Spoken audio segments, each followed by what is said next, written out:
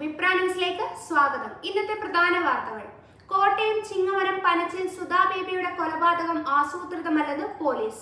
കുടുംബജീവിതം തകർക്കുമെന്ന് സുധ പറഞ്ഞതിനെ തുടർന്നാണ് കൊലപാതകം നടത്തിയതെന്ന് വൈറ്റില പൊന്നുരുന്നി കണ്ടത്തിൽ KV ഷാജി പോലീസിനോട് പറഞ്ഞു. ഇന്നലെയാണ് സുധയുടെ മൃതദേഹം റെയിൽവേ ട്രാക്കിൽ കണ്ടെത്തിയത്. CCTV ദൃശ്യങ്ങളുടെ അടിസ്ഥാനത്തിൽ നടത്തിയ അന്വേഷണത്തിൽ പ്രതി മണിക്കൂറുകൾക്കുള്ളിൽ പിടിയിലായി. പുലർച്ചെ ഇതുവഴി കടന്നുപോയ അമൃത എക്സ്പ്രസിലെ ലോക്കോ പൈലറ്റാണ് മൃതദേഹം കണ്ട വിവരം റെയിൽവേ അധികൃതരെ അറിയിച്ചത്. സ്ഥലത്തെത്തിയ മരട് പോലീസ് നടത്തിയ പരിശോധനയിൽ മരണം ട്രെയിൻ തട്ടിയല്ലെന്ന് സ്ഥിരീകരിച്ചു. പിടിവലി നടന്നതിന്റെ ലക്ഷണങ്ങളും രക്തക്കറ കണ്ടെത്തിയതും മൃതദേഹത്തിന് സമീപത്തു നിന്ന് മൊബൈൽ ഫോൺ ലഭിച്ചതും നിർണായകമായി.